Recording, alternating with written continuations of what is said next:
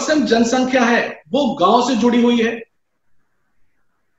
Directly indirectly वो खेती बाड़ी से ही जुड़ा हुआ है। साथ ही साथ अगर हम देखें तो जो हमारे किसान भाई हैं वो हमारी जीडीपी को 23% कंट्रीब्यूट करते हैं, जो हमारे देश की आर्थिक व्यवस्था में भागीदार है। तो यहां पर अगर हम देखें तो आज जो हमारे किसान हैं वो बहुत ही बेहतर खेती कर रहे हैं, जिसको हम मॉडर्न खेती कहते हैं।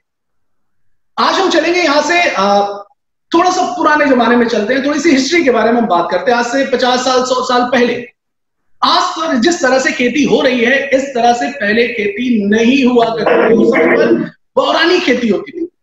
बौरानी खेती के बारे में आपको बताना चाहूंगा, इसको हम बोलते हैं बौरानी खेती। किसान 6 महीने खेती करता था और 6 महीने खेतों को खाली रखता था। इसका वजह क्या है? क्योंकि प्रकृति का नियम है गिव एंड टेक। जब तक हम प्रकृति को कुछ देंगे नहीं तब तक हमें कुछ मिलेगा नहीं।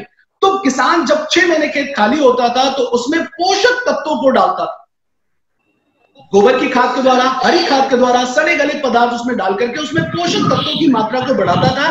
फिर उसके बाद 6 महीने के बाद उसमें वो बीज लगाता था और बीज लगाने के बाद उसमें उन पोषक तत्वों को निकाला जाता। मतलब क्योंकि हम डायरेक्ट मिट्टी से पोषक तत्वों को नहीं ले सकते हैं, हम पोषक तत्वों को अनाज के थ्रू, फलों के थ्रू, सब्जियों के थ्रू हम लेते हैं। और जो पोषक तत्व है वो हमारी बॉडी के लिए, हमारे स्वास्थ्य के लिए बहुत ज्यादा इंपॉर्टेंट है। हमें स्वस्थ रखने के लिए, साथ ही साथ हमें एनर्जी देने के लिए, हमें एक्टिव रखने के लिए पोषक तत्वों का एक बहुत बड़ा रोल है। तो आज हम जो भी अनाज खाते हैं उसका सिर्फ एक ध्येय है कि हमें वो सारे के सारे पोषक तत्व चाहिए जो हमें स्वस्थ रख सकते। तो उस समय पर बौरानी खेती होती थी। उसके बाद हमारा देश आजाद हुआ और हमारा देश जैसे ही आजाद हुआ हमारे देश में जनसंख्या बढ़नी शुरू हुई। और साथ ही साथ अगर हम देखें तो उस समय पर हमारे पास इतना अच्छा फसल का पैदावार नहीं हो पाता था। 1 एकड़ में हम 1 क्विंटल 2 क्विंटल तक ही फसल की पैदावार कर पाते थे। लेकिन हरित क्रांति के बाद, हरित क्रांति 1960 के दशक में आया और हरित क्रांति के बाद से ही हमारे देश के किसानों को रासायनिक खादों के बारे में, रासायनिक कीटनाशकों के बारे में पता चला। तो वैज्ञानिकों ने जो हमारे मिट्टी के लिए महत्वपूर्ण, हमारी फसलों के लिए जो महत्वपूर्ण पोषक तत्व होते हैं, नाइट्रोजन, फास्फोरस और पोटास, जिनको हम एनपीके भी बोलते हैं, इनको केमिकल के रूप में तैयार किया। और जैसे ही हमारे किसान भाइयों ने इसको खेतों में इस्तेमाल किया, हमारी फसल की पैदावार बढ़ी। हमारे देश में हरित क्रांति के पहले एक ऐसी स्थिति भी थी कि हमारा देश भुखमरी की स्थिति में था। हम विदेशों से अनाज को मंगाते थे, इंपोर्ट करते थे, हमारे पास इस तरह की स्थिति थी। लेकिन जैसे ही हरित क्रांति आई हमने केमिकल का प्रयोग करना शुरू किया। तो उस समय पर अगर हम देखें तो हमारे देश के लिए, हमारे लिए, हमारे किसानों के लिए ये वरदान था। नाइट्रोजन, फास्फोरस, पोटास, इनको मुख्य रूप से तैयार किया गया। प्लस वैज्ञानिकों ने इनको एक रेशियो भी दिया कि इस रेशियो के हिसाब से अगर हम करते रहेंगे तो हमें किसी भी तरह की प्रॉब्लम नहीं आएगी।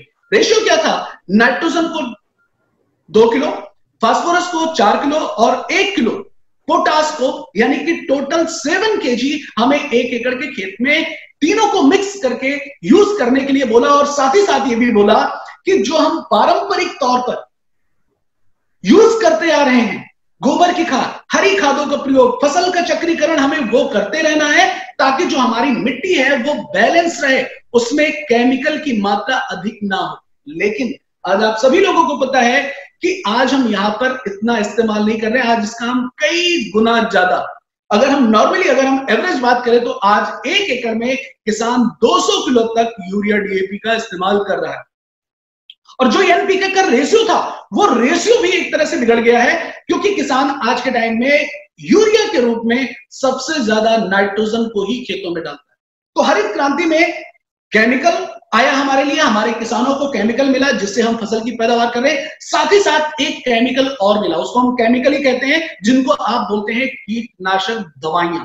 कीटनाशक दवाइयों की वजह से हुआ क्या कि जो हमारी फसल थी जिसपे कीड़े लगते थे, रोग लगते थे, उनको हमने स्प्रे करके उनमें हमको कंट्रोल किया। हमारे फसलों में रोग नहीं लगा, हमने फसलों को कीड़ों से बचाया, तो हमारी फसल की पैदावार बढ़ गई।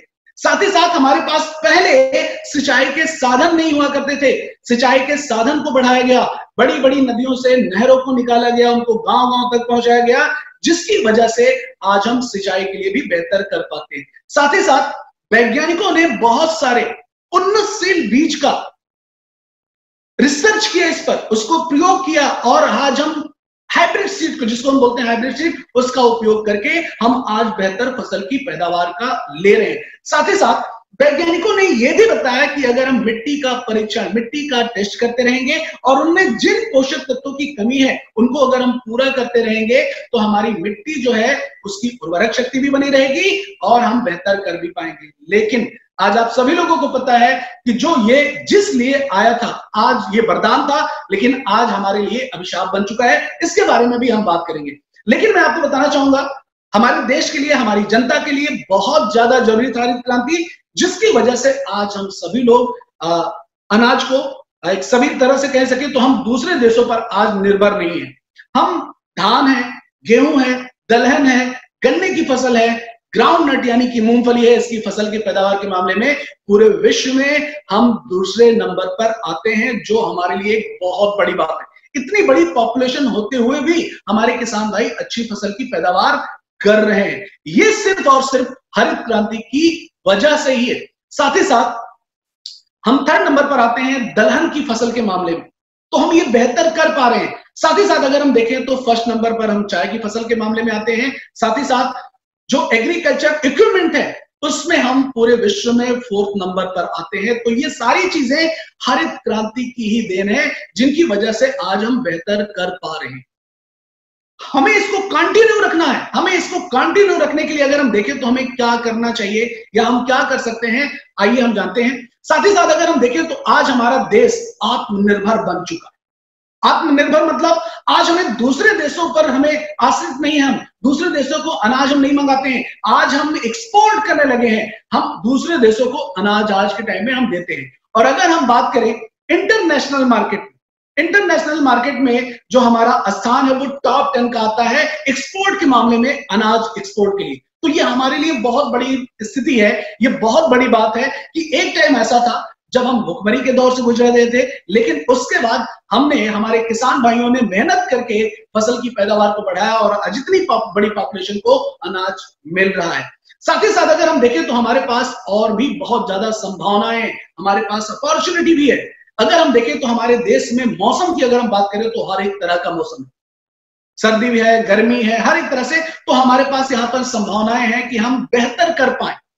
साथ ही साथ अगर हम देखें तो आज सबसे बड़ा चैलेंज क्या है हमारे लिए, हमारे किसानों के लिए, कि हमें एक बार फिर से दूसरी हरित क्रांति की जरूरत है, क्योंकि पॉपुलेशन लगातार बढ़ती जा रही है।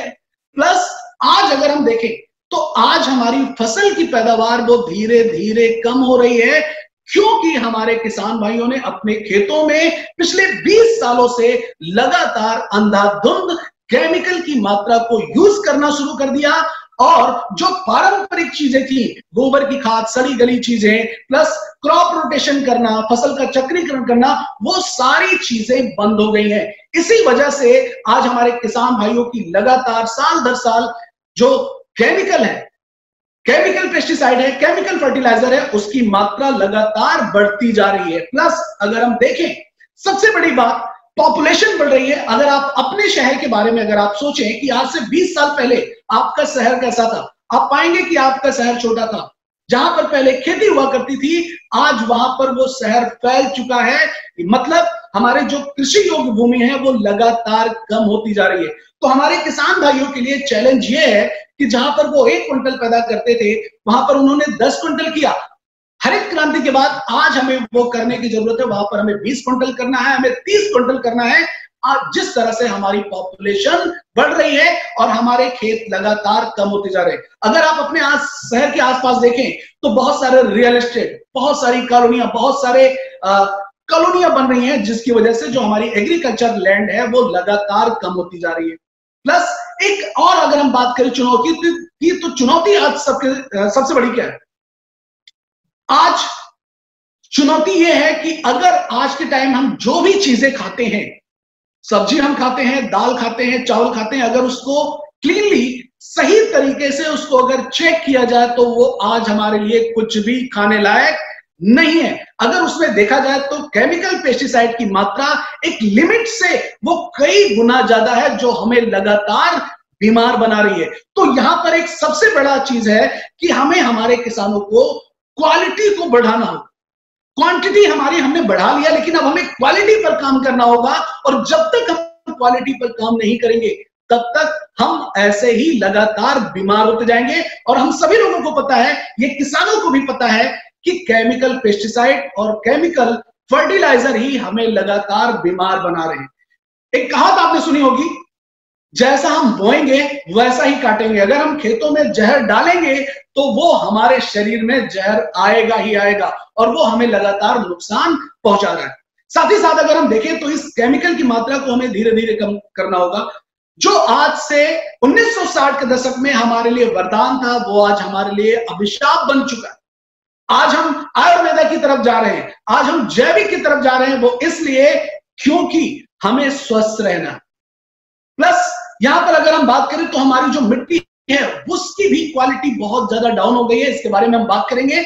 ये बात करेंगे कि जो हमारे किसान भाई हैं, आज उनको रासायनिक खेती की वजह से क्या क्या परेशानियां होनी शुरू हो गई हैं, और वो इन परेशानियों को कैसे दूर कर सकते हैं। क्योंकि अगर हमें अपने प्रोडक्ट को एक फील्ड में हम जाएंगे, किसान के पास जाएंगे, तो हमें अपने प्रोडक्ट की सहायता से जो हमारे किसान भाई हैं उनकी परेशानियों को दूर करना है, उनका सॉल्यूशन करना है। तो इसके लिए हमें उनकी परेशानियों के बारे में बेहतर पता होना चाहिए, तभी हम अपने प्रोडक्ट की सहायता से उनकी परेशानियों को दूर कर पाएंगे। तो यहां पर अगर हम बात करें तो आज जो किसान है उसका इन्वेस्टमेंट, उसकी जो लागत है वो बहुत ज्यादा बढ़ गई है। लागत की अगर हम बात करें तो वो किसान हर समय उसमें कुछ ना कुछ इन्वेस्ट करता है। जब वो किसी भी तरह की फसल लेता है, वो जुताई करता है, वो खेतों में बीज डालता है, वो पानी डालता है, वो खाद डालता है, स्प्रे करता है, तो वहां पर उसका इन्वेस्टमेंट होता है। लेकिन सबसे ज्यादा उसका केमिकल पेस्टिसाइड यानी कि यूरिया के लिए, डीएपी के लिए और साथ ही साथ कीटनाशक दवाइयों के लिए सबसे ज्यादा उसका इन्वेस्टमेंट होता है। अब अगर हम आज के टाइम में अगर हम देखें तो किसान जो है वो कॉम्पिटिटिव हो गया। कॉम्पिटिटिव का मतलब कि किसान अपने पड़ोसी को देखता है कि वो सोचता है कि ये 150 किलो यूरिया डाल रहा है, मैं और ज्यादा डालूंगा, मुझे और अच्छी फसल लेनी है। तो आज के टाइम में कंपटीशन की वजह से लोगों ने केमिकल की मात्रा को अपने खेतों में बढ़ा दिया है। प्लस हमारी मिट्टी की गुणवत्ता भी लगातार कमजोर होने की वजह से हमारे खेतों में साल दर साल जो केमिकल की मात्रा है वो लगातार बढ़ती जा रही है। तो ये जो केमिकल है, जैसे जैसे हमारे खेतों में केमिकल बढ़ता जाएगा, वैसे वैसे हमारे शरीर में बीमारियां भी बढ़ती जा रही हैं। अगर हमें अपने आप को स्वस्थ रखना है तो पहले हमें अपनी मिट्टी को स्वस्थ करना पड़ेगा। एक कहावत और है कि हमारा ये जो शरीर है ये मिट्टी का बना हुआ है, मिट्टी का बना हुआ है। और इस मिट्टी को स्वस्थ रखने के लिए जब तक हम अपने हमारे खेतों की मिट्टी को स्वस्थ नहीं करेंगे हमारे किसान भाई, तब तक ये हमारा शरीर रूपी मिट्टी कभी भी स्वस्थ नहीं हो सकता है। इसी वजह से आज हम बहुत ज्यादा बीमार हैं। तो हमारे किसान भाई जब अपने खेतों में अधिक केमिकल डालते हैं तो हमारे फसलों में बहुत ज्यादा रोग आना शुरू हो जाता है। रोग जैसे फंगल इन्फेक्शन है, बैक्टीरियल इन्फेक्शन है, या फिर कीड़ों का प्रकोप बढ़ने लगता है। क्योंकि जो हमारी फसलों का इम्यून सिस्टम होता है वो केमिकल की वजह से लगातार कमजोर होता जाता है। इस वजह से जब फसलों में रोग लगता है तो किसान जो है फिर उसका इन्वेस्टमेंट बढ़ जाता है। वो तरह तरह के कीटनाशक दवाइयों, फफूंदी नाशक दवाइयों, खरपतवार नाशक दवाइयों का स्प्रे करता है। प्लस जब खेतों में केमिकल जाएगा तो हमारी मिट्टी जो है वो लगातार सख्त होती जा रही है। आज हम ट्रैक्टर्स की वजह से हम बहुत गहरी जुताई करने लगे। क्यों? क्योंकि इसलिए क्योंकि हमारी मिट्टी लगातार सख्त होती जा रही है। और जब मिट्टी सख्त होती है तो उसमें पानी अंदर तक नहीं जा पाता है, पानी बहुत कम अंदर तक जाता है और वाष्पीकरण से उड़ जाता है। हमारी मिट्टी में नमी की कमी रहती है, जिसकी वजह से कहीं ना कहीं हमारी फसल के पैदावार पर भी प्रभाव पड़ता है, नमी ना होने की वजह से। प्लस हमारी जो मिट्टी है वो लगातार बीमार हो रही है, गुणवत्ता कम हो गई है। एक उदाहरण के तौर पर अगर आप देखें तो आज से 20 साल पहले आप सभी लोगों ने देखा होगा कि हमारी मिट्टी में केचुआ पाया जाता था, और केचुए को हम किसानों का मित्र कीड़ा कहते हैं। लेकिन आज अगर आप खेतों में देखेंगे तो केचुए ना के बराबर है, बिल्कुल भी नहीं है। क्योंकि केचुआ क्या है, वो मिट्टी में रहता है और मिट्टी को ही खाता है। हमने क्या किया, उस मिट्टी में जैसे ही केमिकल पेस्टिसाइड को डाला, यूरिया को डाला, डीएपी को डाला, वो सारे के सारे केचुए नष्ट हो गए। केचुए को तो हम देख सकते हैं। ठीक इसी प्रकार से हमारे उस फसल में, हमारी मिट्टी में बहुत सारे ऐसे सूक्ष्म जीवाणु होते हैं जिनकी संख्या लगातार कम होती जा रही है और उनको हम देख नहीं पाते हैं। तो अगर जीवाणुओं की संख्या कम होगी, मतलब हमारी मिट्टी जो है वो बंजरता की ओर बढ़ रही है। और वैज्ञानिकों का भी ये कहना है कि अगर हम इसी प्रकार से केमिकल का उपयोग करते रहे तो वो दिन दूर नहीं जब हमारी मिट्टी पूरी तरह से बंजर हो जाएगी। और बंजर का मतलब होता है जहां पर कोई जीव जंतु पनप ना सके, उसको हम बोलते हैं बंजर। मतलब एक दिन ऐसा आ जाएगा कि हम वहां पर बीज डालेंगे लेकिन उगेगा नहीं, क्योंकि उसमें कुछ भी नहीं बचेगा। साथ ही साथ अगर हम देखें तो हमारे जो किसान भाई है वो मिट्टी की टेस्टिंग नहीं करवाते। उनको बस ये पता है मार्केट से यूरिया का बैग लाना है और खेतों में डालना है, फसल की पैदावार हो जाएगी। लेकिन उसका साइड इफेक्ट क्या हो रहा है उनके सेहत पर, उनकी परिवार की सेहत पर, हमारे समाज पर, हमारे देश पर, इससे बिल्कुल भी मतलब नहीं है। बस फसल की पैदावार बढ़नी चाहिए। बस मिट्टी की गुणवत्ता को मापने का एक तरीका होता है जिसको बोलते हैं पीएच वैल्यू। हम चाहिए पीएच वैल्यू का, साथ ही साथ नाइट्रोजन, फास्फोरस और पोटास का, कि हमारी मिट्टी में उसकी कितनी कमी है। अगर कमी है तो हमें डालना है, अगर कमी नहीं है तो हमें बिल्कुल भी डालने की आवश्यकता नहीं है। मैं आपको पीएच वैल्यू के बारे में बताना चाहूंगा।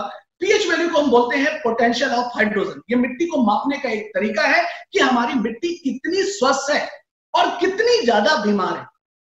इसका एक पैमाना होता है, कि एक स्केल होती है जो 0 से लेकर के 14 तक होती है। अगर इसका स्केल 6 से 7 के बीच में होता है तो हमारी मिट्टी नॉर्मल होती है, मतलब स्वस्थ होती है। अगर इसका स्केल 6 से कम होगा तो हमारी मिट्टी एसिडिक होगी, और इसका मतलब है हमारे किसान जो है अपने खेतों में बहुत अधिक यूरिया का इस्तेमाल कर रहे हैं। अगर 7 से ज्यादा पीएच वैल्यू होगा तो वहां पर हमारी जो मिट्टी होगी वो एल्कलाइन होगी, मतलब क्षारीय होगी। इसका मतलब यह है कि हमारे किसान भाई अपने खेतों में बहुत ज्यादा डीएपी का इस्तेमाल कर रहे हैं। और अगर हम देखें, सच्चाई तो यह है कि हमारे किसान भाई यूरिया और डीएपी के अलावा कुछ इस्तेमाल कर ही नहीं रहे। तो हमारी मिट्टी स्वस्थ सही नहीं है। क्या हम हमारे किसान भाई मिट्टी को स्वस्थ करने के लिए कुछ करते हैं? बदले में उसको जहर दे रहे। मैंने शुरुआत में बोला कि प्रकृति का नियम है गिव एंड टेक। हम जो देंगे वही हमें वापस मिलेगा। जहर देंगे तो जहर ही हमारे शरीर में आएगा। तो हमें इसको किसी न किसी तरह से कम करना है। साथ ही साथ अगर हम देखें, यहां पर जो मैं केमिकल की आपको बात कर रहा हूं, इसका आप लिस्ट देख सकते हैं कि किसान क्या क्या चीजें डालता है रासायनिक खेती में। यहां पर यूरिया है, डीएपी है जिसको हम डाई अमोनियम फास्फेट बोलते हैं, सुपर सल्फेट है, जिंक सल्फेट है, पोटास खाद है। ये सारे के सारे हाई केमिकल होते हैं। मैं आपसे पूछना चाहूंगा, क्या हम यूरिया को थोड़ा सा ले और उसको हाथ में लेकर के हम उसको डायरेक्ट खा सकते हैं? अब सभी लोगों का आंसर होगा नहीं। क्या होगा? वो हमारे बॉडी में साइड इफेक्ट करेगा। हम मर भी सकते हैं अगर हम डायरेक्ट खा रहे हैं, लेकिन हम इनडायरेक्टली खा रहे हैं, हम सभी लोग, और बहुत अधिक मात्रा में खा रहे हैं, लिमिट से कई गुना ज्यादा। इसी वजह से आज हम बीमार हो रहे हैं। प्लस साथ ही साथ इनका प्रभाव क्या है कि आज से 100 साल पहले लोग 100 साल जिया करते थे। आपने सुना होगा कि कोई 100 साल या वो जी रहा है। वो क्यों? इसलिए क्योंकि उसको सारी चीजें शुद्ध मिलती थी। क्योंकि जब हरित क्रांति नहीं आई तो उससे पहले वो सारी चीजें प्राकृतिक तौर पर उगाई जाती थी। प्लस उसके बाद हमने क्या किया, जैसे हमने 40-50 सालों से लगातार केमिकल का उपयोग किया, आज हमारी जो मनुष्य की जो औसत आयु है वो भी कम हो गई। किसकी वजह से? ये जो कीटनाशक दवाइयां हम इस्तेमाल कर रहे हैं रासायनिक खेती की वजह से। रासायनिक खेती का अगर हम देखें, इसका साइड इफेक्ट पूरे पर्यावरण पर पड़ता है। हमारी सेहत पर तो पड़ता है, साथ ही साथ पूरे पर्यावरण पर। मिट्टी की उर्वरक शक्ति लगातार कम होती जा रही है। हमारी मिट्टी जो पानी के स्रोत है उनको लगातार दूषित कर रहा है। किसान को बहुत ज्यादा जुताई करनी पड़ती है, मतलब ईंधन उसका ज्यादा खर्च होता है, डीजल ट्रैक्टर से करेगा तो। साथ ही साथ हमारे स्वास्थ्य पर भी बुरा असर पड़ रहा है। प्लस अगर हम देखें तो आज हमारे पशुओं को भी जहरीला चारा मिल रहा है, क्योंकि खेतों में हम जहर डाल रहे हैं तो चारा भी जहरीला होगा। और आज के टाइम में सारी चीजें जहरीली हो गई। मैं आपको आगे दिखाऊंगा। यहां पर इस पिक्चर की सहायता से आप देख सकते हैं कि यहां पर एक किसान जो है अपने खेतों में जब स्प्रे करता है, खेतों में जब यूरिया डालता है और बारिश होती है तो वो लीच करके जमीन के अंदर के पानी में यानी कि ग्राउंड वाटर में जाता है। आज से 10 साल पहले, 20 साल पहले कोई आरओ वाटर नहीं पीता था, लेकिन आज हम सभी लोग, चाहे वो गांव हो, वहां पर आरओ वाटर पिया जा रहा है। आरओ मशीन लगी हुई है। क्यों? क्योंकि हमारी जमीन का पानी गंदा हो गया है। कैसे? मैं आपको एक उदाहरण के तौर पर बताना चाहूंगा। सिंपल सी बात है, मान लीजिए कोई गांव है और वहां पर 100 घर हैं और उस गांव के चारों तरफ सैकड़ों एकड़ खेत हैं जहां पर खेती हो रही है और एक एकड़ में किसान मिनिमम कम से कम 150 से 200 किलो तक यूरिया डीएपी का इस्तेमाल कर रहा है। अब आप सोचिए, उस गांव के चारों तरफ हजारों केजी, हजारों टन केमिकल का इस्तेमाल हो रहा है और जब बारिश होती है तो लीच करके वो ग्राउंड वाटर में जाएगा और जब हम पानी पिएंगे तो वो हमारे पानी में है। साथ ही साथ वो हमारे जलीय स्रोत नदी नालों में जाता है और वहां पर जो जलीय जंतु होते हैं उनको दूषित करता है। हम लोग मछलियां भी खाते हैं तो मछलियों से भी केमिकल आ रहा है, पशु पक्षियों में, हर एक जगह पर इसका बुरा प्रभाव हो रहा है। साथ ही साथ अगर हम देखें तो यहां पर हम लोग अगर दूध पीते हैं तो वहां पर भी आपको पेस्टिसाइड और आपको केमिकल फर्टिलाइजर मिलेगा, क्योंकि किसानों को जो चारा उगा करके हम दे रहे हैं उनमें केमिकल है, उनको हम खिला रहे हैं, वो दूध दे रही है, वो हमारे पास आ रहा है और हम अपने बच्चों को दे रहे हैं और कहते हैं बच्चा दूध पियोगे तो स्ट्रांग बनोगे। तो आज हम कह सकते हैं कि दूध भी जो एक बहुत अच्छी चीज है, बहुत स्ट्रांग चीज होती है, उसमें भी केमिकल की मात्रा उपलब्ध है। तो अगर हम बचना चाहें आज के टाइम में तो हम नहीं बच सकते हैं। इसका सिर्फ एक ही तरीका है, जैविक खेती को अपनाना। जब तक हम जैविक खेती को नहीं अपनाएंगे तब तक हम स्वस्थ नहीं रह सकते। तो यहां पर अगर हम देखें तो इसलिए हमारे लिए जैविक खेती बहुत ज्यादा आवश्यक है। जैविक खेती आज से 100 साल पहले जैविक खेती होती थी, जिसको हम देसी खेती बोल सकते हैं। जैविक खेती का मतलब है जहां पर किसी भी तरह का कोई केमिकल, कोई जहर इस्तेमाल ना हुआ हो, उसको हम बोलते हैं जैविक खेती।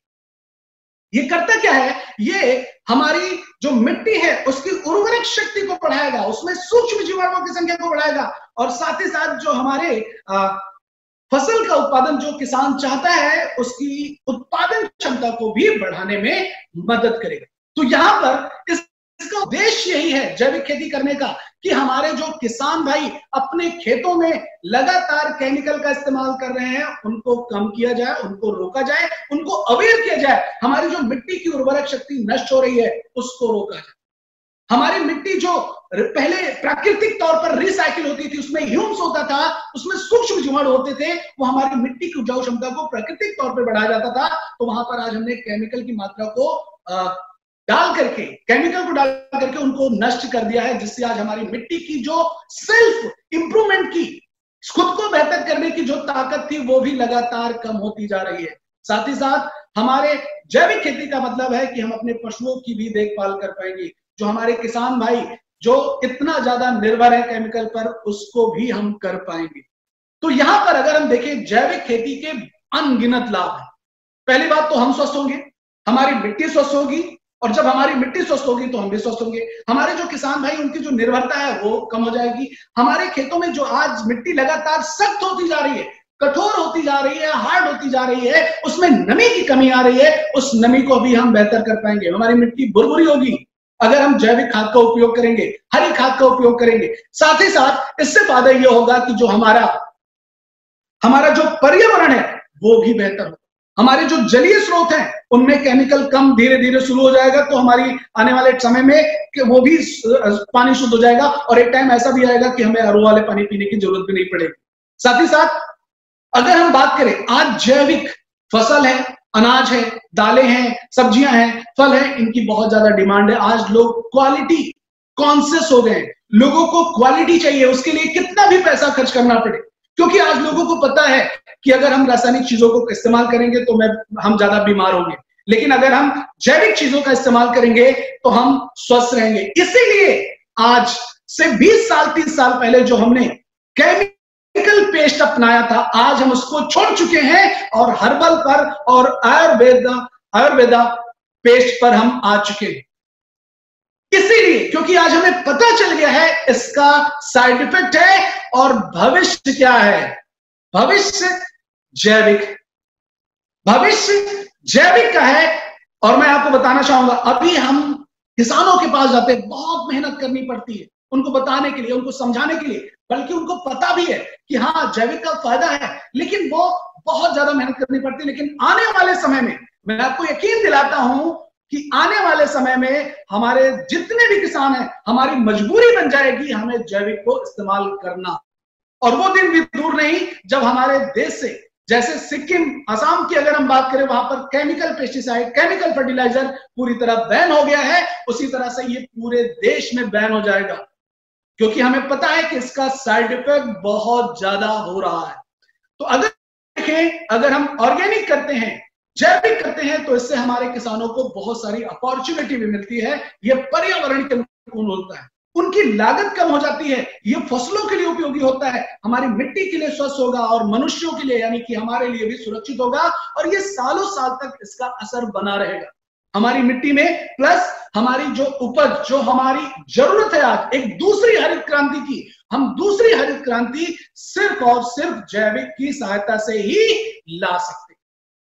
तो यहां पर हमारी कंपनी आईएमसी, हमारा रेंज, अभी हमारे पास 2 प्रोडक्ट हो गए हैं, ये मदद करेंगे हमारे किसानों को जैविक की तरफ ले जाने में, हमारे खेत की मिट्टी को सुधार करने में, फसलों की सुरक्षा करने में, और साथ ही साथ जो वो उनका इतना ज्यादा इन्वेस्टमेंट हो रहा है यूरिया के प्रति, केमिकल पेस्टिसाइड के प्रति, साथ ही साथ जो उनको सिंचाई के लिए बहुत खर्चा करना पड़ रहा है, वो उनका खर्चा भी कम होगा, और फसल की जो पैदावार है उसको भी बढ़ाने में मदद मिलेगी।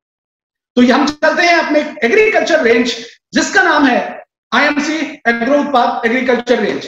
तो हमारे पास अभी, आप जैसा आप सभी लोगों को पता है कि हमारे पास 2 प्रोडक्ट, तो आज हम दोनों प्रोडक्ट के बारे में डिटेल में जानेंगे, और ये जानेंगे कि इन प्रोडक्ट में है क्या, इनका फायदा क्या है, इनको कैसे इस्तेमाल करना है, और कैसे इसको हम इस्तेमाल करके हमारे किसान भाइयों को हम अधिक से अधिक अपने इस प्रोडक्ट का लाभ दे सकते हैं। तो चलते हैं हम अपने पहले प्रोडक्ट की तरफ। यहां पर अगर आप एक हर्बल एग्रो ग्रोथ बूस्टर की अगर आप बात करेंगे, इसकी बॉटल पर आप देखेंगे तो इस पर सबसे ऊपर लिखा हुआ है ऑर्गेनिक। ऑर्गेनिक का मतलब इसमें किसी भी तरह का कोई केमिकल, कोई जहर नहीं है। साथ ही साथ ये नेचुरल इंग्रेडिएंट से मिलकर के बना हुआ है। ये लिक्विड बेस है, लिक्विड में आता है, और ये नेचुरल इंग्रेडिएंट से बना हुआ है, मतलब प्रकृति से ही चीजों को लेकर के इसको बनाया गया है, और जो उनकी खूबियां हैं उनकी वजह से ये प्रोडक्ट और भी बेहतर बन जाता है। तो आइए जानते हैं जो प्राकृतिक चीजें इसमें डाली गई हैं उनकी खूबियों के बारे में, और वो कैसे हमारी मिट्टी की गुणवत्ता को बढ़ाएंगे और हमारी फसल की पैदावार को बढ़ाने में मदद करेंगे। तो यहाँ पर अगर हम देखें, हर्बल एग्रो ग्रोथ बूस्टर जो है वो 5 मुख्य चीजों से मिलकर के बना हुआ है। एलोवेरा, नीम, आंवला, हिमालयन बेरी, और साथ ही साथ इसमें 5वीं चीज है गौ यूरिन, गौमूत्र। तो इन चीजों के बारे में हम जानेंगे कि इनकी खूबियां क्या हैं, और ये हमारे फसलों के लिए, हमारी मिट्टी के लिए कैसे ये बेहतर करेंगे। एलोवेरा के बारे में अगर हम बात करें, तो एलोवेरा के बारे में हम जानते हैं कि इसको कंप्लीट फूड कहा जाता है। संपूर्ण पोषक तत्व इसमें उपलब्ध होते हैं, साथ ही साथ ये एंटीबायोटिक होता है, anti bacterial, antiseptic, anti microbial, साथ ही साथ एंटी फंगल भी होता है, जो हमारे फसलों को और हमारी मिट्टी को सारे तरह के पोषक तत्व देता है, साथ ही साथ हमारी मिट्टी को और फसलों को सुरक्षा भी प्रदान करता है जीवाणु से संबंधित रोगों से। प्लस जो माइक्रोब की वजह से रोग हो रहे हैं, फफूंदी की वजह से रोग हो रहे हैं, जो हमारी मिट्टी में है रोग कारक, हमारी फसलों पर रोग कारक हैं, उनको भी उससे सुरक्षित करने में हमारी फसल को मदद करेगा, साथ ही साथ ग्रोथ भी करेगा।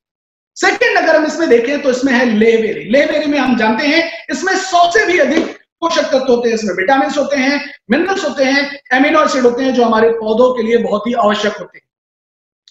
लेवेरी हमारे फूलों के विकास में मदद करता है, साथ ही साथ फ्रूटिंग में, यानी कि फूल को मतलब फल को बनाने में, और साथ ही साथ उसका बेहतर विकास करने में मदद करता है लेवेरी। नीम की अगर हम बात करें तो नीम जो है, इसको हम सभी लोग जानते हैं कि ये एक कीटनाशक, एक प्राकृतिक कीटनाशक, आपने देखा होगा जब किसान अनाज को स्टोर करता है, किसान अनाज को स्टोर करता है तो उसमें कुछ नीम की पत्तियां तोड़ के डाल देता है कि उसमें किसी भी तरह का कोई कीड़ा मकोड़ा ना लगे। तो यहां पर नीम की जो क्वालिटी है ये एंटीबैक्टीरियल भी है, साथ ही साथ ये हमारी फसलों में जो हानिकारक कीड़े के अंडे होते हैं मिट्टियों में फसलों पर, उनको नष्ट करता है, प्लस हमारी फसलों को कीड़ों से भी बचाने में मदद करता है। इसमें जो फोर्थ इंग्रेडिएंट है वो है आंवला, और आंवले के बारे में हम सभी लोग जानते हैं कि हमारी फसलों को विटामिन सी देने का काम करता है, और विटामिन सी जो है वो फसलों के इम्यून सिस्टम को बढ़ाता है, प्लस ये हमारे फसलों को सूर्य की हानिकारक किरणों से भी बचाने में मदद करता है। इसमें जो फिफ्थ इंग्रेडिएंट यानी कि गौमूत्र, ये एक बहुत ही पावरफुल चीज होती है जिसके बारे में हम लोग जानते हैं, और इसको किसान किसी न किसी रूप में अपने खेतों में वो बहुत सालों से वो डालता आ रहा है गोबर की खाद के साथ। तो यहां पर अगर हम देखें तो गौमूत्र हमारी फसलों को मुख्य रूप से 3 तरह के पोषक तत्व देता है, जो हरित क्रांति में तीनों तत्व किसान ने वैज्ञानिकों ने केमिकल के रूप में तैयार किया था, जिसको हम नाइट्रोजन, फास्फोरस और पोटास। तो ये हमारे इस प्रोडक्ट से भी हमारी फसलों को मिलता है। तो आइए जानते हैं कि ये जो तीनों प्रोडक्ट है इनका काम क्या होता है, ये कैसे हमारी फसलों के लिए बेहतर होते हैं। नाइट्रोजन का काम है हमारी फसलों को हरा भरा बनाना, मतलब उसमें क्लोरोफिल की मात्रा को बढ़ाना। क्लोरोफिल की वजह से ही हमारी फसलों का रंग हरा होता है, और क्लोरोफिल का काम क्या होता है, सूर्य की रोशनी के साथ फोटोसिंथेसिस यानी कि प्रकाश संश्लेषण की क्रिया करके हमारे पौधों के लिए भोजन का निर्माण करना। तो हमारे पौधे हरे भरे रहेंगे और किसान चाहता है कि उसका फसल हरा भरा रहे। इसमें फास्फोरस की अगर हम बात करें तो फास्फोरस का काम है जड़ों के विकास में मदद करना, जड़ों को बढ़ाना, और साथ ही साथ ज्यादा से ज्यादा शाखाएं निकालना। आपने देखा होगा कि हम गेहूं का एक बीज लगाते हैं, उसमें कई सारी शाखाएं निकल आती हैं फास्फोरस की वजह से। प्लस इसमें पोटास है, पोटास का काम है सेल्स को मजबूत करना, सेल वाल को मजबूत करना, प्लस जो पौधे का तना है उसको स्ट्रॉन्ग करना, क्योंकि ताकि जब हवा तेजी से चले तो वो गिरे नहीं। तो ये तीनों पोषक तत्व तो हमारी मिट्टी के लिए, हमारी फसल के लिए बहुत ही आवश्यक होते हैं। साथ ही साथ इसमें कैल्शियम होता है, और कैल्शियम का काम है हमारी मिट्टी में जो भी पोषक तत्व उपलब्ध हैं उन पोषक तत्वों को हमारे पत्तों तक, फूलों तक, फलों तक पहुंचाने का कार्य करता है कैल्शियम। तो ये तीनों तत्वों की सहायता से ये हमारा प्रोडक्ट, काउ यूरिन की सहायता से ये प्रोडक्ट हमारा और भी ज्यादा बेहतर बनता है। और ये प्रोडक्ट हमारा हर्बल एलोवीटा, जब इसको हम मिट्टी में इस्तेमाल करते हैं तो ये हमारी मिट्टी की गुणवत्ता को बढ़ाता है। साथ ही साथ जो हमारे किसान भाई इतने सालों से लगातार केमिकल का उपयोग करते आ रहे हैं, उन केमिकल की मात्रा को भी हमारे मिट्टी से धीरे धीरे कम करने में मदद करता है। तो हर्बल एलोवीटा एक बहुत ही बेहतरीन प्रोडक्ट है हमारी फसलों के लिए, प्लस हमारी मिट्टी के लिए। तो इस प्रोडक्ट का हम हर एक तरह की फसलों में इस्तेमाल कर सकते हैं। अगर हम सब्जी की फसल लगाते हैं, हम गेहूं या धान की फसल लगा रहे हैं, हम दलहन की फसल लगा रहे हैं, हम अगर फूलों की खेती कर रहे हैं या फिर बागवानी खेती करते हैं, हर एक तरह के मौसम में, हर एक तरह के मिट्टी में, हर एक तरह के फसल में इस प्रोडक्ट का हम उपयोग करके हम अपनी फसल को, हमारे किसान भाई बेहतर कर सकते हैं। तो आइए जानते हैं प्रोडक्ट को इस्तेमाल करने के तरीके के बारे में कि इसको कैसे इस्तेमाल किया जाएगा। अभी अगर हम देखें तो अभी ज्यादातर धान की फसल लगी हुई है, और ऑलमोस्ट अभी बहुत सारे एरिया है जहां पर लगना स्टार्ट हुआ है। बहुत सारे जगह पर लगे हुए 10-15 दिन हो चुके हैं। बहुत सारे ऐसे जगह भी हैं जहां पर महीने भर धान की फसल को लगे हुए हो गए। तो आइए जानते हैं इसको हम कैसे इस्तेमाल करेंगे। जब हम कभी भी अपने इस प्रोडक्ट को फर्स्ट टाइम इस्तेमाल करेंगे, पहली बार अपने खेतों में इस्तेमाल करेंगे, तो हमें इसको इस्तेमाल करना है मिट्टी में, क्योंकि मिट्टी सबसे ज्यादा जरूरी है। हम मिट्टी में ही बीज डालते हैं, हम मिट्टी में ही पानी डालते हैं, हम मिट्टी में ही खाद डालते हैं, सारी चीजें हम मिट्टी में ही करते हैं। तो हमें मिट्टी को स्वस्थ करना बहुत जरूरी है, और यहां पर हम अपने इस प्रोडक्ट की सहायता से मिट्टी का उपचार करेंगे। मिट्टी का उपचार करने के लिए बहुत ही सिंपल तरीका है, हमें शुरुआत में अपने प्रोडक्ट को मिट्टी में डालना है।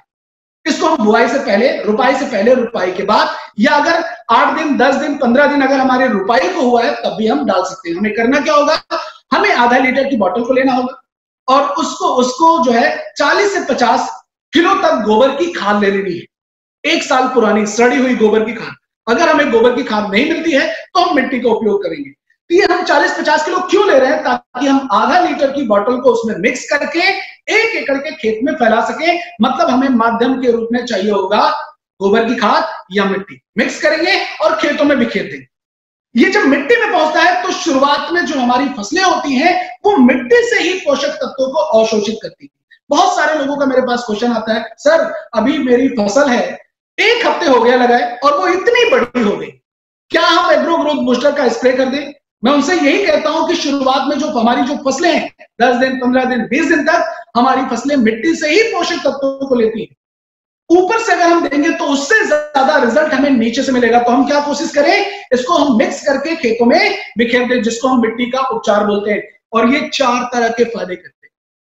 पहला, जो हमारे मिट्टी में जब जाएगा तो हमारे मिट्टी का जो पीएच वैल्यू है उसको नॉर्मल करने में मदद करेगा। कम है, एसिडिक है या एल्कलाइन है, कम ज्यादा है तो उसको नॉर्मल पर लाने में मदद करेगा।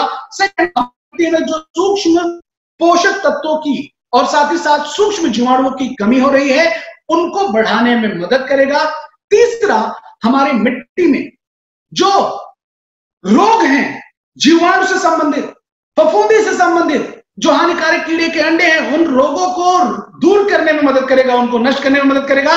प्लस जो चौथा जो फायदा है, जो हमारे किसान भाई इतने सालों से लगातार केमिकल का उपयोग करते आ रहे हैं, उन केमिकल की मात्रा को भी कम करने में धीरे धीरे मदद करेगा। तो हमारी मिट्टी की गुणवत्ता को यहाँ पर ये बढ़ाए।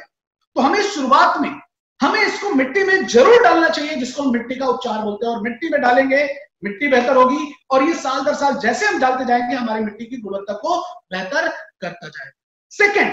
सेकंड जो इस्तेमाल करने का तरीका है, ये फर्स्ट हो गया। दूसरा जो इस्तेमाल करने का तरीका है उसको हम बोलते हैं बीज का उपचार। अगर मान लीजिए किसान किसी भी तरह का बीज लगाता है तो हम बीज का उपचार कर लेंगे, यानी कि सीड ट्रीटमेंट। हम 1 किलो बीज लेंगे, उसमें 5 से 10 ml तक हम एग्रो ग्रोथ बूस्टर को मिक्स करेंगे। मिक्स करने के बाद अगर हमें पानी की थोड़ा पानी ले सकते हैं, हल्का सा पानी लेकर के मिक्स कर देंगे और उसके बाद उस बीज को 4-5 घंटे के लिए छायादार स्थान पर सुखा देंगे और फिर उसके बाद उसको हम अपने खेतों में बुआई कर देंगे। बीज का उपचार करने से लाभ क्या होता है कि जो हमारा बीज है उसमें अगर किसी भी तरह का कोई डिजीज है, रोग है, तो उसको रोकेगा और साथ ही साथ उसके जर्मिनेशन यानी कि उसके उगने की क्षमता को बढ़ाएगा और जो पौधा बनेगा उसको स्वस्थ रखने में भी मदद करेगा। तो हमारा अगर बीज स्वस्थ होगा, हमारा अंकुरण अगर स्वस्थ होगा तो हमारी फसल भी स्वस्थ होगी और अगर फसल स्वस्थ होगी तो हमारी पैदावार भी स्वस्थ होगी। तो इस तरह से हम अपने इस प्रोडक्ट का उपयोग मिट्टी के उपचार में और बीज के उपचार में हम करते हैं। और अगर हम ये दोनों प्रक्रिया करते हैं तो हमारी फसल में हम 60% तक की प्रॉब्लम को पहले ही दूर कर लें। थर्ड जो इस्तेमाल करने का तरीका है वो आता है छिड़काव, स्प्रे। अब मान लीजिए हमारी फसल अगर रुपाई को 1 महीने 30 दिन 40 दिन अगर हो गया है तो अब हमें स्प्रे करना चाहिए। तो अगर हमारी फसल 30 दिन 25 दिन 30 दिन 35 दिन 40 दिन की हो जाए तब हमें स्प्रे स्टार्ट करना है। स्प्रे करने के लिए बहुत ही सिंपल तरीका है। हमें क्या करना होगा, हमें 15 लीटर की टंकी लेनी होगी। उस 15 लीटर की टंकी में हमें डालना है 40 से 50 ml एग्रो ग्रोथ बूस्टर को मिक्स करना है और मिक्स करने के बाद हमें उसी में उस टंकी में 5 से 10 ml एग्रो एक्टिवेटर को डालना है और स्प्रे करना है। एग्रो एक्टिवेटर क्यों डालना है ये मैं आपको अगले प्रोडक्ट में बताऊंगा जब हम एग्रो एक्टिवेटर के बारे में बात करेंगे। फिर जब आप स्प्रे करते हैं एग्रो ग्रोथ बूस्टर का, ये हमारी फसलों पर जाएगा, पत्तियों पर जाएगा, तनों पर जाएगा, तो उस पर जो रोग हैं, बैक्टीरियल इन्फेक्शन है, फंगल इन्फेक्शन है या फिर हानिकारक कीड़े के अंडे हैं, उनको कंट्रोल करेगा, उनको रोकेगा। साथ ही साथ ये हमारी फसलों को पत्तों से भी सारे तरह के पोषक तत्व दे करके उनकी ग्रोथ को करने में मदद करे, उनकी ग्रोथ बेहतर करने में मदद करे। तो उनको ताकत भी देगा और साथ ही साथ उनके पास अगर रोग हैं तो उनको रोगों को रोकने में भी मदद। तो इस तरह से हम इसको छिड़काव के रूप में इस्तेमाल कर सकते हैं। बहुत सारे लोगों का क्वेश्चन ये भी होता है, सर हमें इसको कितनी बार छिड़काव करना है, सर हम कब कब छिड़काव करेंगे इसका। मैं आपको बताना चाहूंगा इसको हमें 2 से 3 बार हम छिड़काव कर सकते हैं। अगर हमें ज्यादा करना है तो हम ज्यादा भी कर सकते हैं, लेकिन अगर हम 2 से 3 बार समय पर अगर इसका हम छिड़काव कर दें तो बहुत ही बेहतर रिजल्ट मिलेगा। पहला स्प्रे जैसा कि मैंने आपको कहा कि 30 से 40 दिन पर। सेकंड जो स्प्रे हम करेंगे वो फूल आने से पहले, और जो थर्ड स्प्रे करेंगे वो फल बनने के बाद, यानी कि फल बन जाएगा, यानी कि जैसे ही बाली आ जाएगी स्प्रे कर देंगे। अगर हम ये स्प्रे करते हैं तो बहुत ही बेहतर रिजल्ट हमें मिलेगा। और अगर हम चाहें जो सब्जियों की फसल लगाते हैं उसमें तो हमें कई बार हमें करना पड़ेगा, और इसको हमें 20 से 25 दिन के बाद अगर हम इसको रिपीट करते रहेंगे तो, क्योंकि सब्जियों की अगर हम बात करें जैसे हरी मिर्च है, टमाटर है, बैगन है, तो उसमें किसान हर दूसरे तीसरे दिन उसकी तुड़ाई करता है, उसमें से तोड़ता है। तो वहां पर अगर हम इसको 15 से 20 दिन में अगर हम स्प्रे करते रहेंगे तो उसकी ग्रोथ में करने में मदद करेगा, प्लस फूल और फल के लिए ज्यादा से ज्यादा ग्रोथ करने में मदद करेगा। तो इस तरह से हम अपने इस प्रोडक्ट को मिट्टी के उपचार में, बीज के उपचार में और साथ ही साथ छिड़काव के रूप में इसको हम इस्तेमाल करके अपनी फसल को बेहतर कर सकते हैं। प्लस अगर किसान इसका इस्तेमाल करता है तो वो अपने खेतों में यूरिया और डीएपी की मात्रा को भी वो कम कर सकता है। कितना कम करेगा, कैसे कम करेगा, ये हम चलेंगे अगले प्रोडक्ट की तरफ जानेंगे।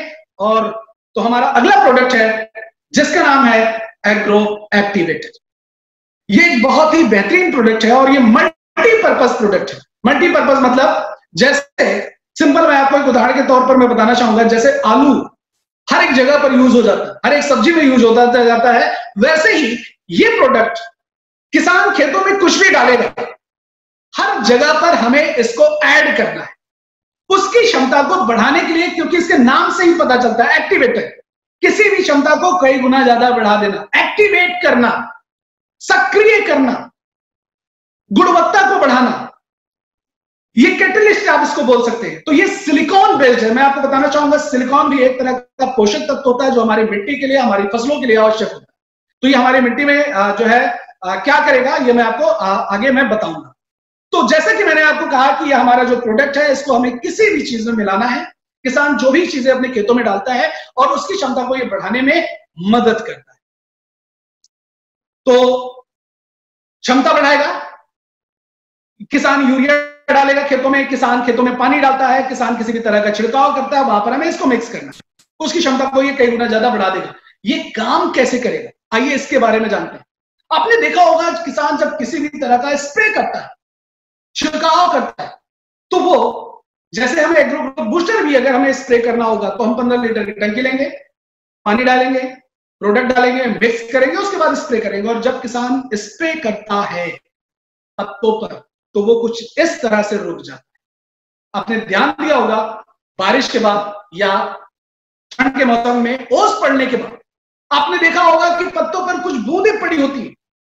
ये इनका नेचर होता है पत्तों का, और ये बूंद जहां तक होती है दवा का असर वहीं तक होता है जब किसान छिड़काव करता है, और जहां पर बूंद नहीं होती है दवा का असर वहां पर नहीं होता।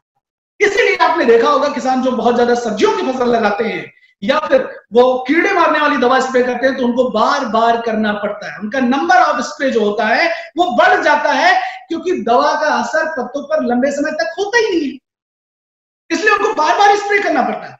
लेकिन हमारा जो ये प्रोडक्ट है एक तरह का सर्फेक्टेंट है जिसको हम बोलते हैं नॉन आयनिक सर्फेक्टेंट, एडजुवेंट।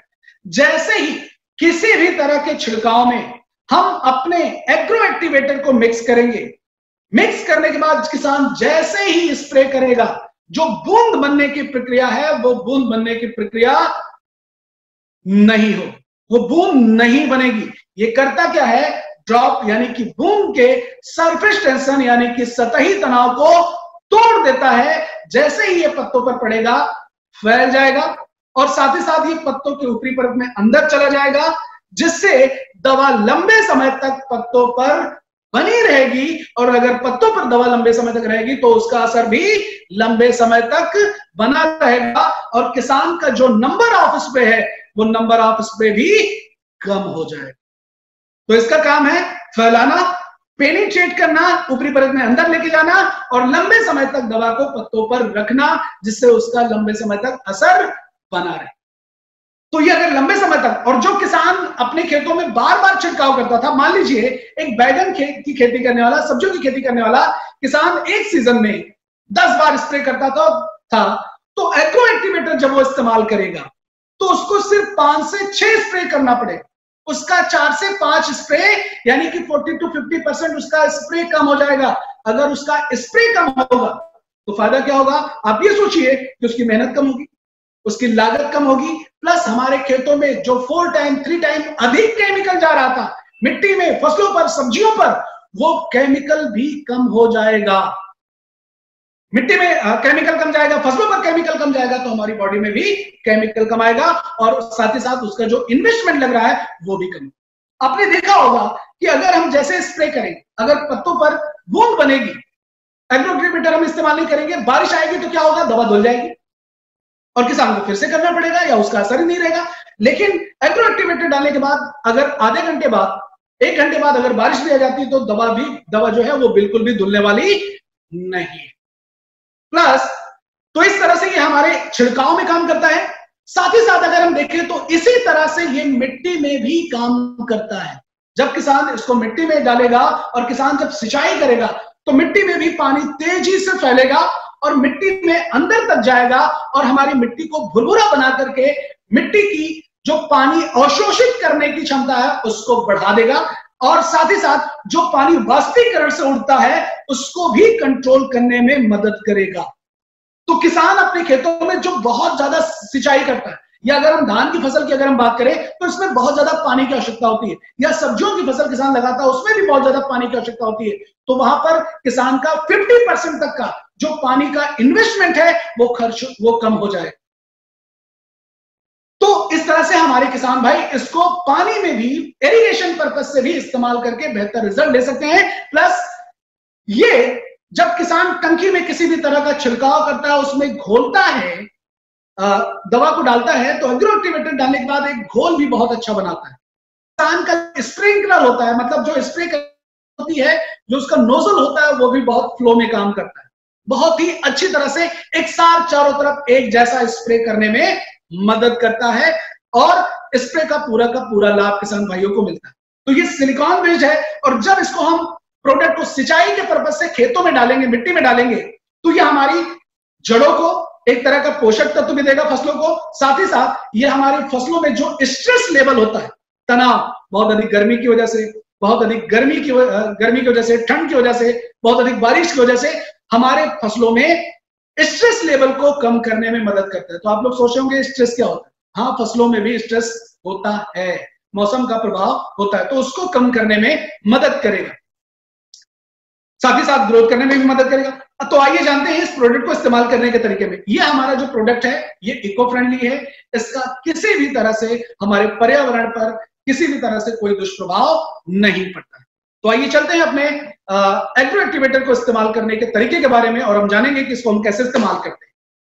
तो यहां पर आपने देखा होगा किसान अपने खेतों में नदीम नाशक, जिसको हम खरपतवार नाशक बोलते हैं, या फिर आप जिसको बोलते हैं कि जो हमारे फसलों में अनवांटेड प्लांट उगाते हैं उनको नष्ट करने के लिए, घास फूस को मारने के लिए जो दवा का इस्तेमाल होता है, किसान उसका 2 बार 3 बार इस्तेमाल करता है अपने फसलों में। अब हमें खरपतवार नाशक दवा स्प्रे करनी है या खेतों में डालना है तो हमें 15 लीटर की टंकी में एग्रो एक्टिवेटर को 20 ml मिक्स करना है। और जब किसान इसका इस्तेमाल करेगा तो जहां पर वो 2 बार 3 बार करता था उसको 1 बार में ही नष्ट करने में मदद करे। साथ ही साथ अगर किसान किसी भी तरह का और छिड़काव करता है, कीटनाशक, फफूंदीनाशक, या फिर किसी तरह का टॉनिक करता है, या फिर वो एग्रो ग्रोथ बूस्टर स्प्रे करता है, तो 15 लीटर की टंकी में हमें 5 से 10 ml एग्रो एक्टिवेटर को मिक्स करना। अब हम कोई भी स्प्रे करेंगे, अगर हम एग्रो ग्रोथ बूस्टर का स्प्रे करेंगे तो हम वहां पर बिना एक्टिवेटर के स्प्रे नहीं करेंगे, क्योंकि हमें रिजल्ट बढ़ाना है, रिजल्ट बेहतर लेना, और पत्तों पर जो हम स्प्रे करेंगे तो पूरी तरह से उसको एक साथ फैलाना है। इसलिए हमें एग्रो एक्टिवेटर का हमें अब से जरूर इस्तेमाल करना है। तो जैसे ही किसान ये कीटनाशक में एग्रो एक्टिवेटर डालेगा उसका घोल अच्छा बनाएगा और किसान जैसे उसको स्प्रे करेगा पत्तों पर पड़ेगा, फैल जाएगा और पत्ते की ऊपरी परत में अंदर चला जाएगा, जिससे लंबे समय तक पत्तों पर दवा का असर रहेगा।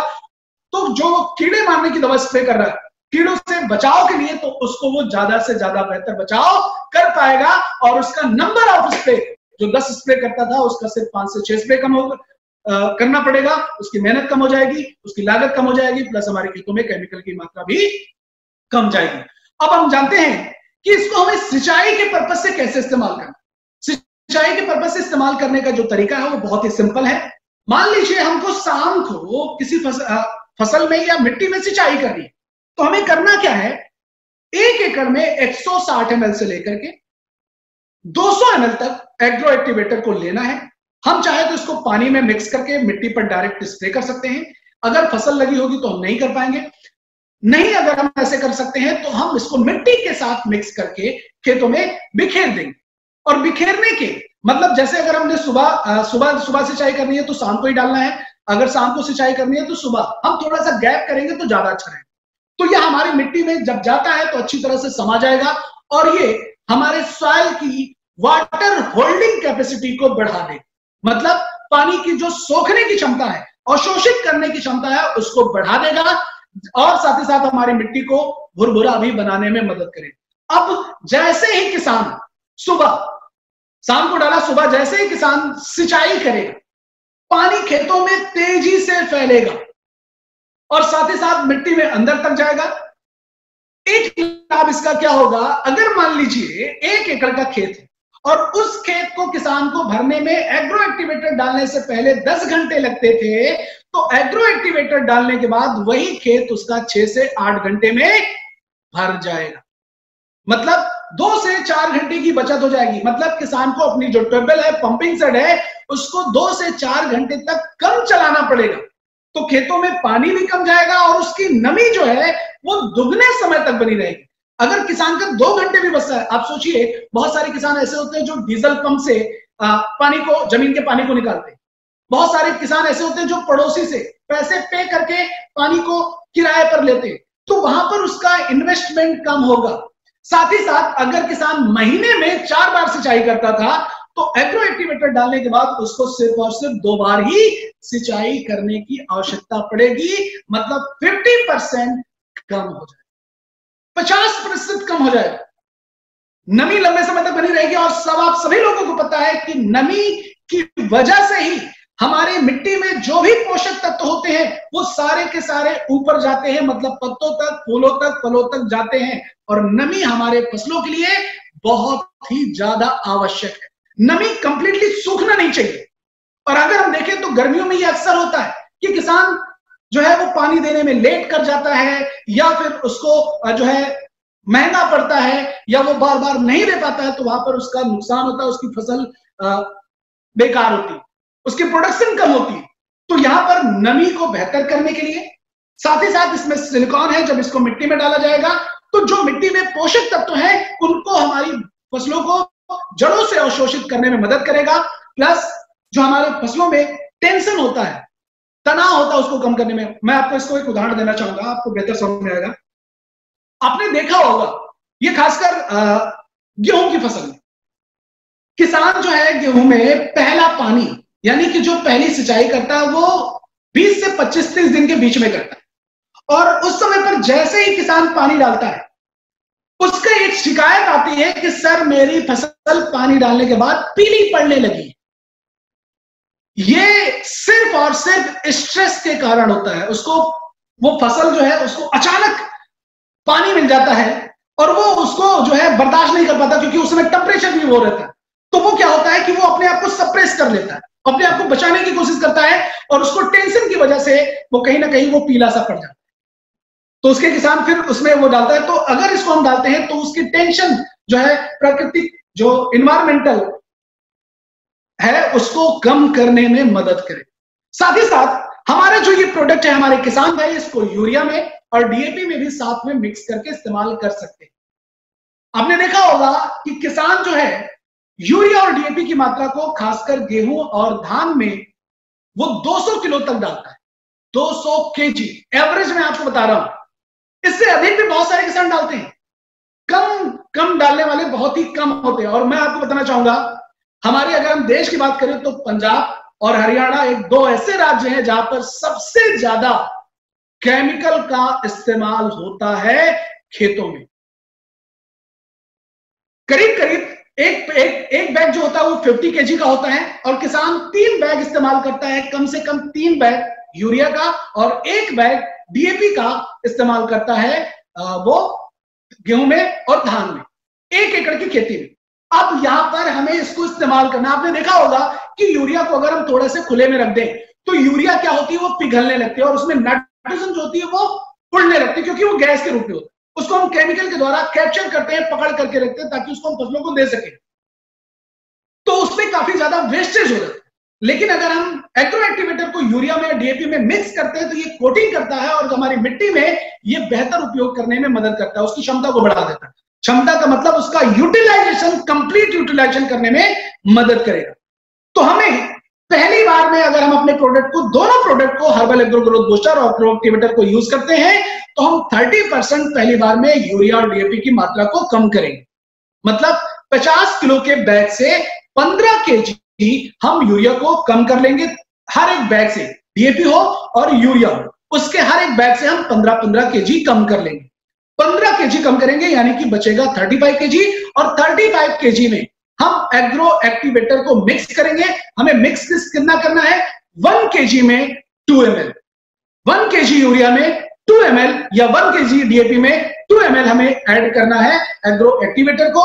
मतलब 15 केजी कम करने के बाद, 15 किलो कम करने के बाद वो बचता है 35 किलो। उस 35 किलो में हम डालेंगे 70 ml एग्रो एक्टिवेटर को। एग्रो एक्टिवेटर को यूरिया में हम डायरेक्ट नहीं डालेंगे, पहले हम थोड़ी सी मिट्टी लेंगे या बालू ले लेंगे थोड़ी सी, उसमें मिक्स करेंगे और मिक्स करने के बाद इसको हम यूरिया में मिक्स करके इसको खेतों में बिखेर देंगे। तो आप देखेंगे कि अगर वो 4 बैग से 15-15 केजी यूरिया कम करता है तो उसका 60 केजी यूरिया डीएपी कम हो जाएगा। ये फर्स्ट टाइम। सेकेंड टाइम अगर फिर से उसी खेत में किसान अपने अगली बार फिर फसल को रिपीट करता है तो 10% और कम हो जाएगा। मतलब 30% फर्स्ट टाइम, सेकेंड टाइम में 10%, मतलब टोटल हो गया 40%, ये सेकेंड टाइम में कम हो जाएगा। थर्ड टाइम में 10% और कम हो जाएगा। हमें धीरे धीरे कम करना है, एकाएक यूरिया डीएपी को कम नहीं करना है। अगर हम कम करेंगे तो फसल की पैदावार डाउन हो जाएगी। तो थर्ड टाइम में वो 10% और कम करेगा, यानी कि हमने 2 टाइम में हमने 40% कम किया, थर्ड टाइम में 10%, यानी कि तीसरी बार में हम 50% तक यूरिया और डीएपी की मात्रा को कम कर देंगे अपनी फसल से। तो इस तरह से हमारे किसान भाई की यूरिया डीएपी का जो खर्चा है वो बचेगा, उनका जो सिंचाई करते हैं उनका खर्चा बचेगा, अपने खेतों में जो बहुत ज्यादा स्प्रे करते हैं उनका खर्चा बचेगा, हमारी मिट्टी को गुणवत्ता बढ़ाएगा। जितना ही हमारे खेतों में केमिकल कम जाएगा, हमारा हर्बल एग्रो ग्रोथ बूस्टर ये हमारी मिट्टी को गुणवत्ता को बढ़ाएगा, उसमें पोषक तत्वों की मात्रा को बढ़ाएगा, साथ ही साथ उसमें सूक्ष्म जीवाणुओं की संख्या को बढ़ाएगा। तो हम इन दोनों प्रोडक्ट की सहायता से हमारे किसान भाइयों की मिट्टी को बेहतर कर पाएंगे, उनकी फसल को बेहतर कर पाएंगे, उनमें जो केमिकल का इन्वेस्टमेंट है वो भी कम कर पाएंगे, उनमें जो रोग लग रहे हैं उनको भी कंट्रोल कर पाएंगे, साथ ही साथ खेतों में केमिकल भी कम जाएगा, मिट्टी की गुणवत्ता अच्छी होगी, फसल अच्छी होगी और किसान का स्वास्थ्य भी और हमारा स्वास्थ्य भी अच्छा होगा।